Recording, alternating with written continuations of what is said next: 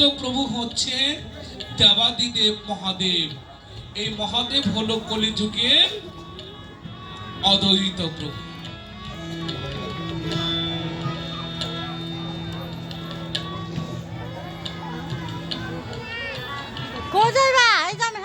কলির জীব ধন্য,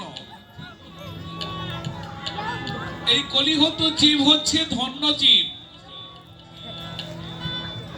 সত্য ত্রেতা দাপর তিন যুগে ধ্যান যজ্ঞ তপস্যা ছিল, কিন্তু এই যুগে যদি মুখে বদনে সদা সত্য কথা বলা যায়, হরি বলে কাঁদা যায়, এই কান্নাটুক ভক্তের চরণ ধুলাটুক আর সত্য কথাটুকি আপনাকে মুক্তির পথ দেখিয়ে দিবে একমাত্র।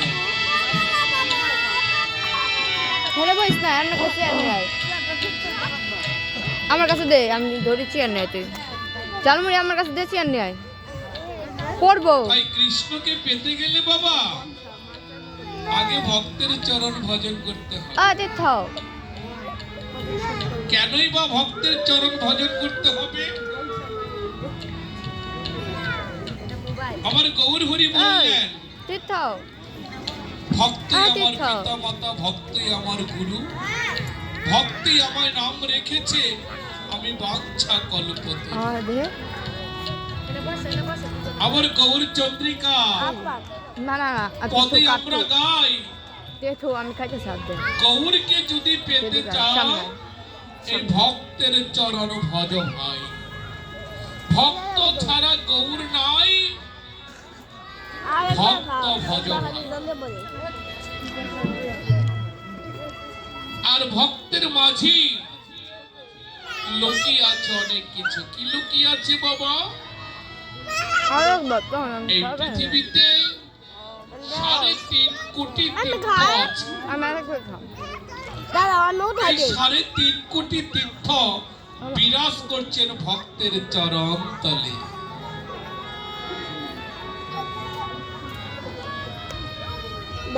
ভগবান আরো বললেন, আমার নেই কোনো বাসস্থান, নেই কোনো নিজ ভাব, ভক্তের হৃদয় আমার সতত বিশ্রাম। যাই হোক,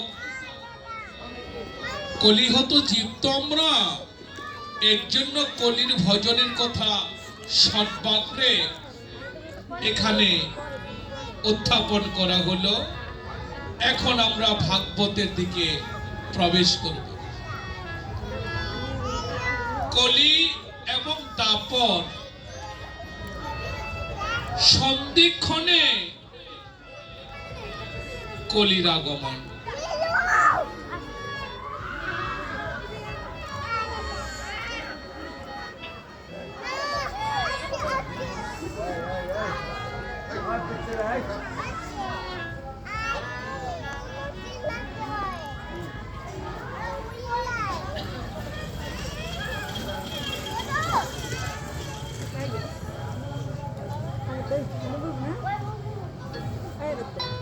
এই কলি